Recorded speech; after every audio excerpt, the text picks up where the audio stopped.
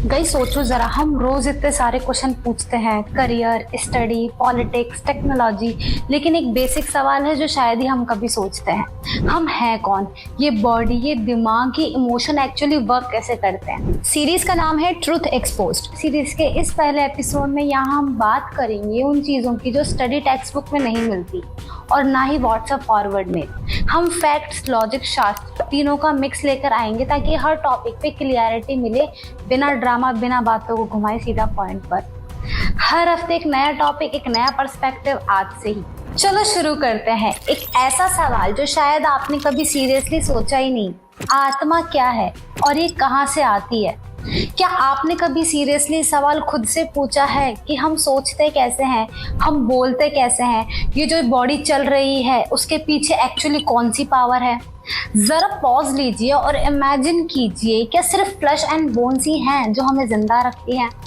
Obviously नहीं, इसके पीछे है आत्मा। यही आत्मा हमें सोचने, बोलने, समझने और फील करने की ताकत देती है। और जब ये आत्मा शरीर को छोड़ देती है, हम कहते हैं पर्सन की डेथ हो गई। लेकिन असल में मरता कौन है? शरीर, आत्मा नहीं। अब असली सवाल ये है, आत्मा है क्या, कहाँ से आई है और ये मरती क्यों नहीं? संत रामपाल जी महाराज जी बताते हैं, आत्मा कोई नॉर्मल एनर्जी नहीं है, ये एक चेतन शक्ति है। इसका ओरिजिन है सच्चिदानंद घन ब्रह्म, यानी पूर्ण ब्रह्म। कबीर साहिब जी, कबीर साहिब जी खुद कहते हैं, हम हैं कबीरा सतपुरुष, हम रचो सब लोग, हम ही से सब उपजे, हम ही माता पिता सो। यानी आत्मा को ना ब्रह्मा ने बनाया, ना विष्णु ने, ना महेश ने, बल्कि पूर्ण परमेश्वर से हम कबीर साहिब जी ने क्रिएट किया।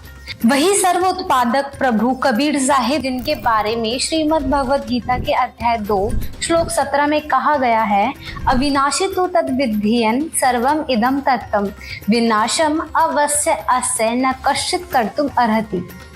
मीनिंग, नाश रहित तो उसको जान जिससे ये पूरा यूनिवर्स भरा हुआ है। इस अविनाशी का विनाश करने में कोई भी सक्षम नहीं।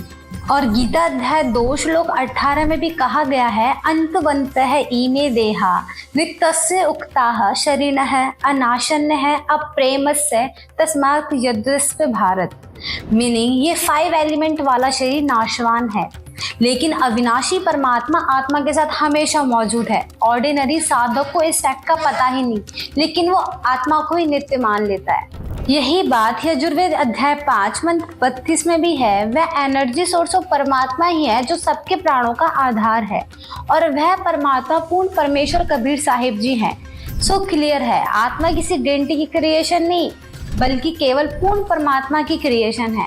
अब सोचने वाली बात यह है, अगर आत्मा इतनी ही डिवाइन है तो ये बर्थ, डेथ, पेन और डिजीजेस क्यों सफर करती है?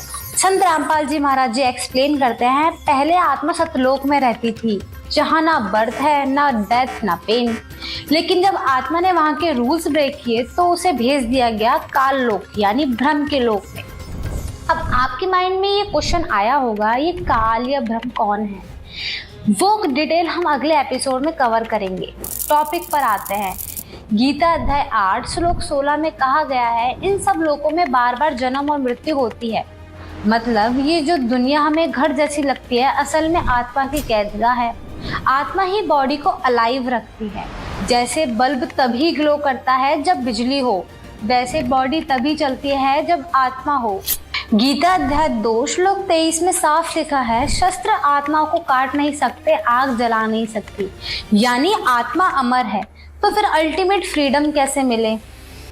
संत रामपाल जी महाराज जी कहते हैं, जब तक आत्मा सतलोक वापस नहीं जाती तब तक उसे रियल पीस नहीं मिल सकती।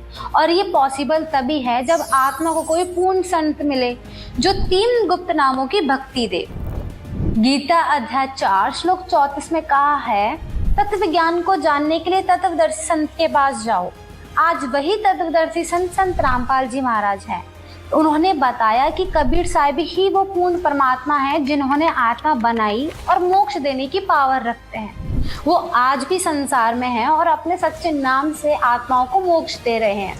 अब डिसीजन आपका है, क्या आप उस अमर आत्मा की खोज में आगे बढ़ेंगे या इसी माया के जाल में घूमते रहेंगे? इस एपिसोड में इतना ही। मिलते हैं नेक्स्ट एपिसोड में एक नए टॉपिक के साथ। Thank you.